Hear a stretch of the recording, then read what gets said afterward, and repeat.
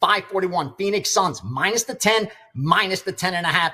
Public's coming in on the other side, so you have a sharp versus square situation. It's real early. Not sure the public's going to keep coming in on the dog, but so far, that's what I see in the back of the book. Same game, 541, under 220.5, under 220. Phoenix, Brooklyn, 544, under 236, down to 235. Detroit, Atlanta, and also the under in the Cavs game that Art talked about. We bet it under 231. Now, college basketball, 710, Oakland at a pick'em, 735, Georgia +2, 737, Texas A&M +4.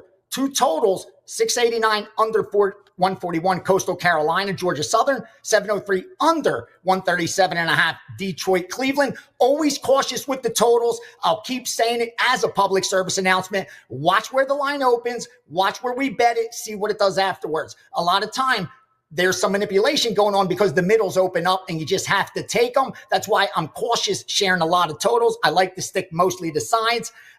We also had the South Carolina side that Art touched on. And finally, in the NHL, I did see Winnipeg money come in. Wasn't a group I work with, but someone else that does NHL bet them as well. But we got down on game 40, under 6, Winnipeg, Colorado. Bet them all the way up to minus 125, 130.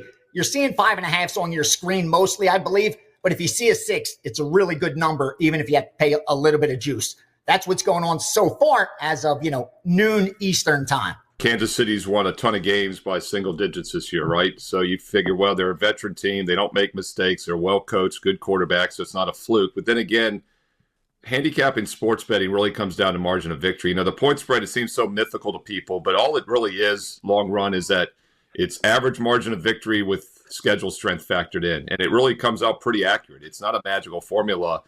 And teams that win by margin usually are better teams. So you do kind of get the feeling that maybe Kansas City is playing on borrowed time. Of course, they've only had 2 losses all season. One was a preseason junk game against Denver, so it didn't count. They very well could have won that game otherwise if they had tried. The only loss this season, of course, was the only real loss this season, of course, was to Buffalo. Now, it's not so easy as saying, well, Buffalo's a better team because they won that game, because we saw the Bills get blown out by Baltimore regular season 35-10 and then win the game last week. In fact, divisional round games with revenge have actually been winning plays over the years because teams make adjustments. We see this in the NBA playoffs as well with the zigzag theory, is that teams make adjustments whereas the winning team doesn't have to. I do think it'll be interesting to see if they get calls. It does appear like they're the favorite in the NFL. And this is also, by the way, the only team that has a chance to win 3 straight Super Bowls. It's never been done. I found it interesting, Prez, that no team has even made a 3rd Super Bowl after winning 2 straight. I put that stat out on Twitter last week, and someone said, oh, the Bills lost 4 straight. I go, yeah, they made 4 straight, but they didn't win any of them. The only other teams that have ever won back-to-back Super Bowls, all 3 of them went 0-3 straight up in the conference championship game. So Kansas City has to buck that history as well here. I'm going to look at the total here for the show. I will have a deep dive video on both of these games, by the way. So if you want a 5-6 minute deep dive, solo videos, as always, will be up this week. Click subscribe, click that bell for an instant alert. But I think the teams can trade points here. As we saw last week, weather is often very overrated with cold conditions. The Rams game went over in Philly. And, of course, the Buffalo game went over as well at the end there. And these are 2 teams I think that can trade some points. When they played earlier this season, I saw some inclinations that the offenses can move the ball here. And keep in mind also Kansas City a little more healthy than they were a month and a half ago. And that game still got to 51, got over the 46.5 points. And KC, by the way, did have a 2-1 turnover deficit in that game. But I think there'll be some points in this one. I think both offenses can move the ball. It is amazing that the Commanders have gotten this far.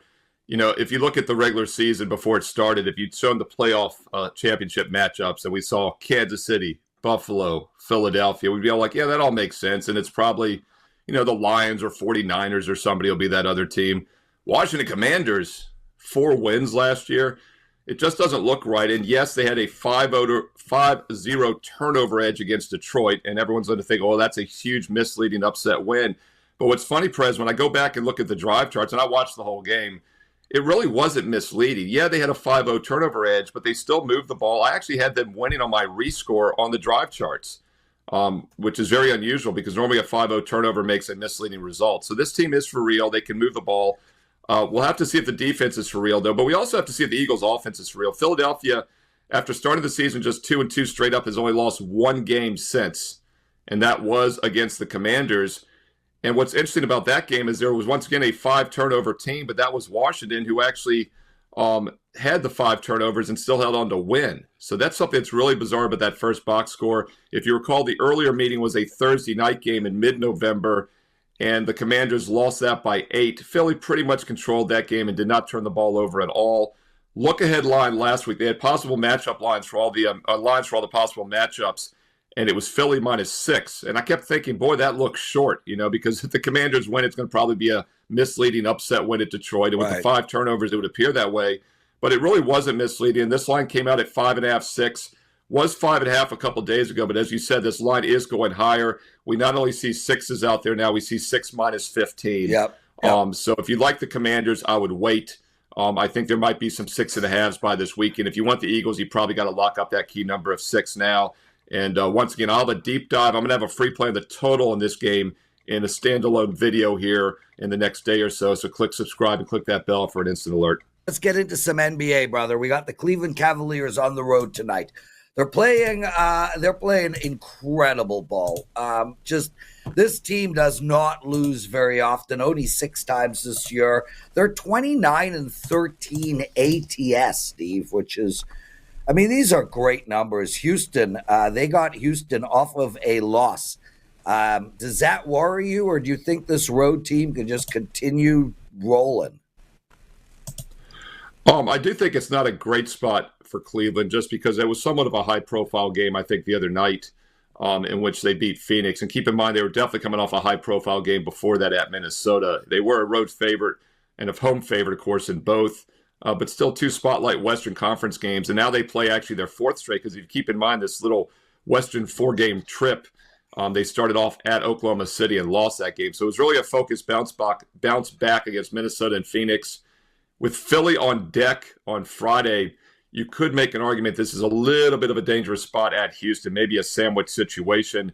And it's interesting to point out the point spread record for Cleveland because, as I said earlier, good teams win by margin. And one of the reasons the Cavs are covering spreads is they win by margin over 9 points a game. So once again, it's either Cleveland minus the short number here or Houston money line. I think the Rockets actually could be a live dog here, +3. Probably not a bad look at +130 as well if you're going to go that way. And as far as the total goes, we have seen some sharp money on the under for what it's worth. 233 was the opener. It's now down to 229.5. And Cleveland, a very good offensive team, but they can play defense at times as well. That's why they've been so dominant this year, giving up just 111 points per game. But Houston, one of the best defensive teams in the league, just 108.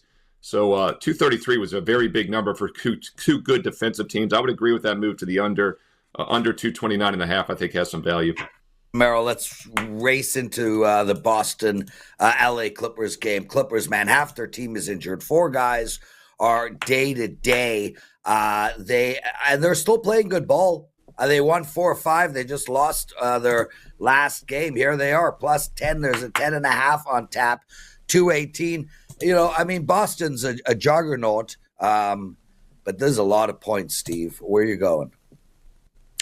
Yeah, to put the injuries in perspective, Prez, overnight openers at some spots were as low as 5.5, 6 in this game. Now it's 11. The line is literally doubled. That's how banged up the Clippers are. Totals dropped from the 220-ish range down to like 218.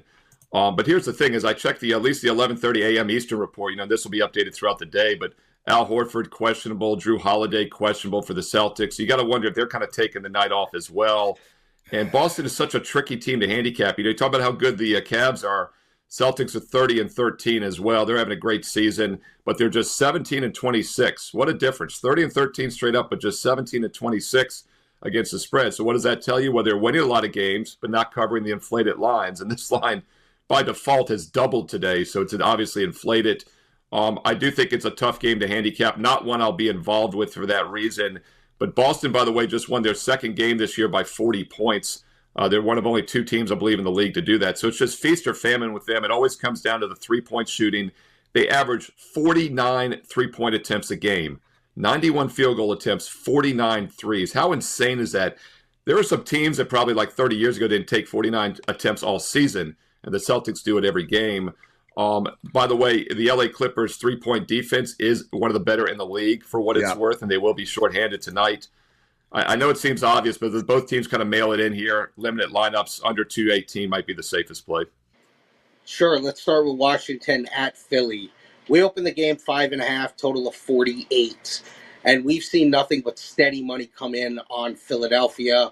We went to 6. We're now 6.5. A little bit of money on the under, but really nothing crazy. There was nothing sharp on that to move it half a point.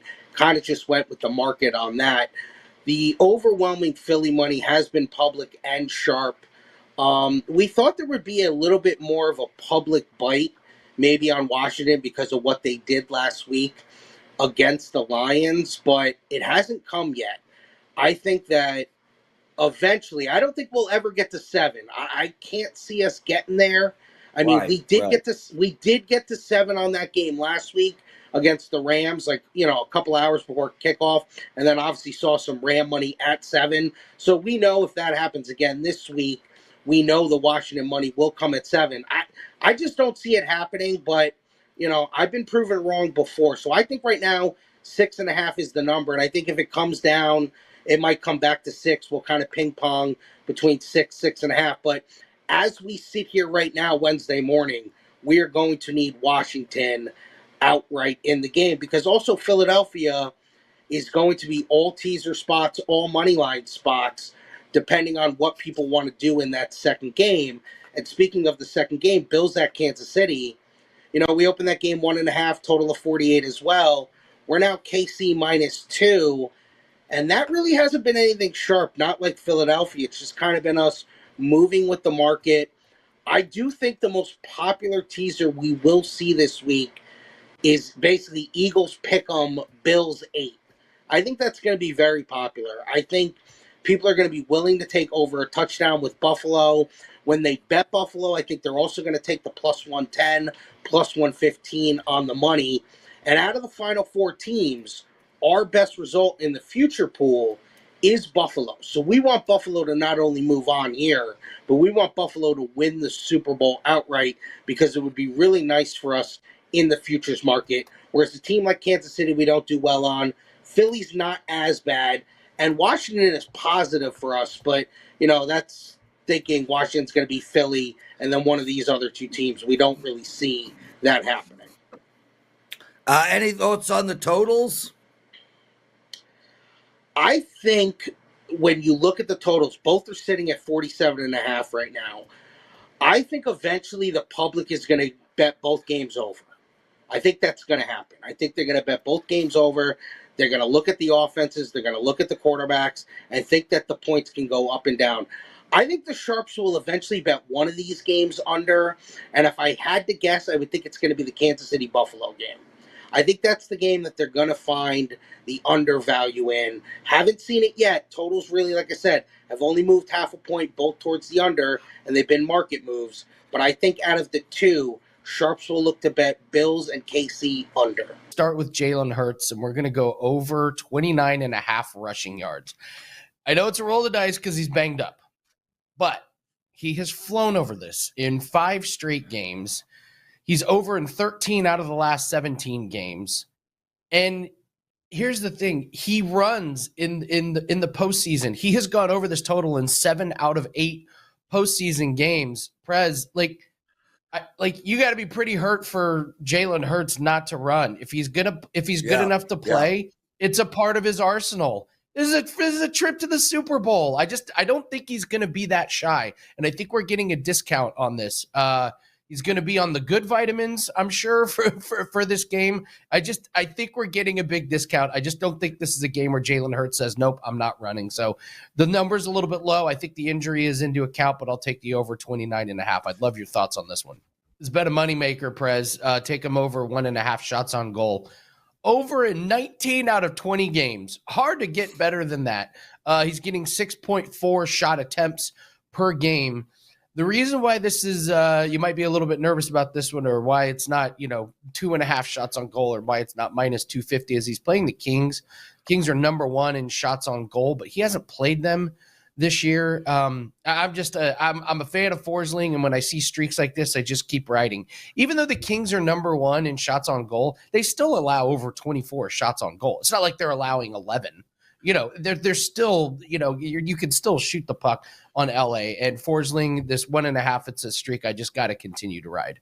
So this is an interesting one. Collin Sexton over 16.5 points. This is an insane streak. He's gone over in 14 straight games. Here's the thing. He plays OKC. He played Oklahoma City earlier this year, but he had 17 against them, and he's shooting the ball a lot, and he's shooting it accurate. Last 10 games, 16.7 field goal attempts per game, shooting 50% from the field. I'm willing to ride the hot hand against Sexton. I know it's a brutal matchup, but after you're OKC, you don't have Hartenstein in there. You don't have Chet Holmgren. You don't have the big size inside. I'll roll again with Sexton. And then, talking the Australian Open, here's a free play for everybody. We have talked about Sabalenka winning 2-0. Iga Swiatek has won 2-0 in every match at the Australian Open. Prez, she's lost 14 total games in 5 matches. She is absolutely steamrolling people. Steamrolling people. She plays Keys. Keys lost a set in her match last night. I just don't think she's very good. When Iga and Sabalenka get on these runs, you just keep riding them. And I mean, Swiatek is just playing the best that I've ever seen play. So I'm taking her to win 2-0. And then I'm going to take Shelton to not win 2 sets. If you're looking at spreads, this is also Sinner to a -1.5. Sinner is steamrolling guys. Against Runa, he woke up and was sick, and he still won 3-1. He played last night, De Minaur, and just absolutely rolled him. 3-0. Sinner's playing the best right now. He appears to be healthy. So I'm just going to take these 2 favorites coming off of really nice, easy wins for them to perform well. So, it's shaping up for a really good shaping up for really good finals here, Prez. It's been a really good tournament. This is an angle that I have been using all year long. So the bottom line is the Los Angeles Kings are having an outstanding season. They are 25-14-5. They are firmly in position to make the playoffs, and they're playing the Cup champions. Now, the LA Kings have lost 2 in a row. Pittsburgh beat them on home ice, 5-1. Disgrace by the LA Kings. But that was their first game back after 5 road games. We never want to bet a team on their first game back after 5 road games. We want to bet them on the second game back, and that's tonight. Off 2 losses, second game back from a road trip, and they got Florida on a back-to-back, winning 2 in a row. So shitty spot for Florida, great spot for the Kings. But more importantly, the angle that I am most interested in, this is a statement game for the Kings. If the LA Kings are for real, if they in their mind think they can make a run, they have to win a game like this. At home, off 2 losses in a row, off a humiliating loss against the Cup champion team, statement game, Kings -120. Let's see if they're for real.